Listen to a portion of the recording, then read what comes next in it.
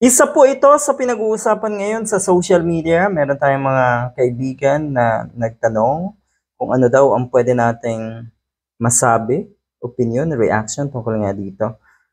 Matindi, no? Sa ganang akin, dapat kasi talaga, alam natin, kahit sino ka man, alam mo ang karapatan mo. Alam mo kung ikaw ay inaagrabyado na. Huwag tayong magpasindak sa kahit sino.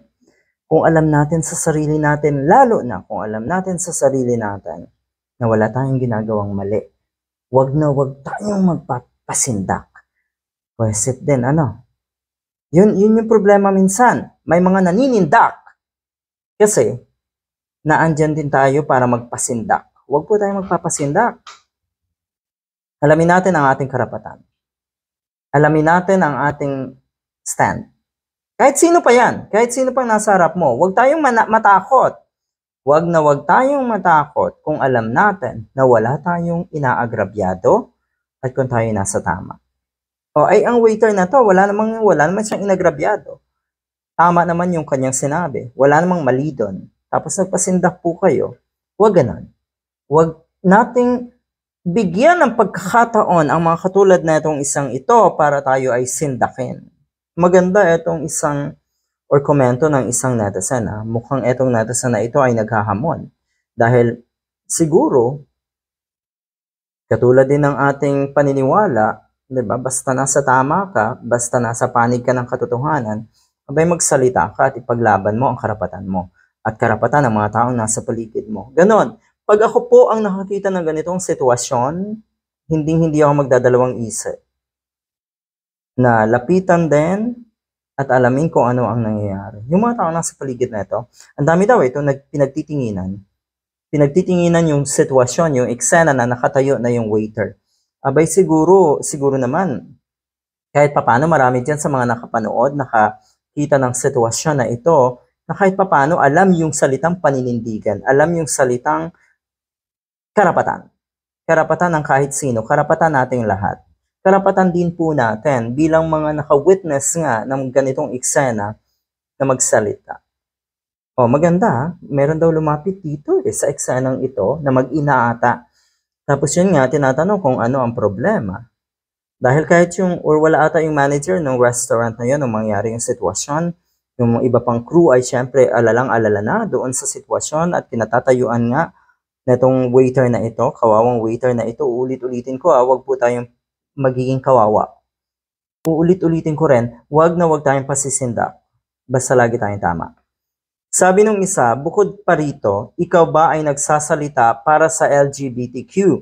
Ito daw na, ano bang pangalan na ito? Jude something. Anyway, para sa simpleng pagkakamali ng server, ganito ba ang gusto mong ipakita? Sa tingin ko, hindi nagkamali yung server dito. Sa tingin ko, iba lang ang standard. At ang gustong iset na label na itong mayabang na ito.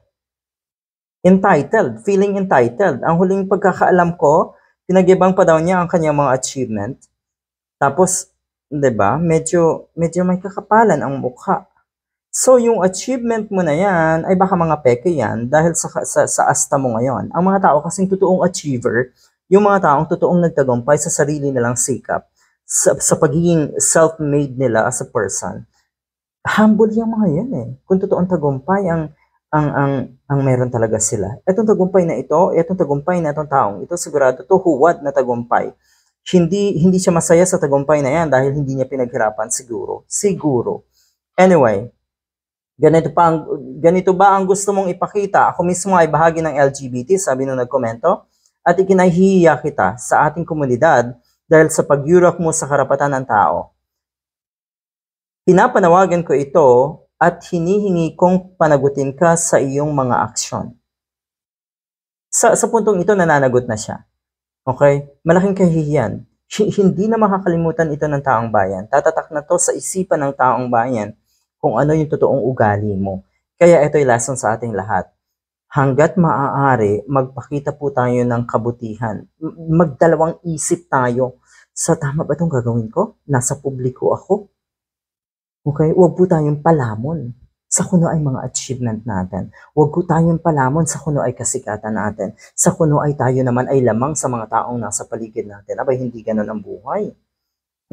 Kahit saan tayo magkita, hindi kita aatrasan. May naghahamon kasi sa kanya. Pero maganda, dahil hindi mo naman ito hahamunin, hindi sigurado hahamunin ito na itong taong ito na naghahamon nga. Okay, kung alam niya sa sarili niya na meron din siyang mga baho, di ba?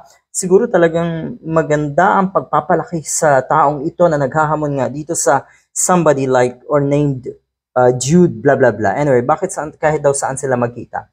Bigla ka na lang nawala kung saan ka nakaupo. Dapat nandoon ka para ayusin ito. Yon. Nawala daw. Bigla daw nawala.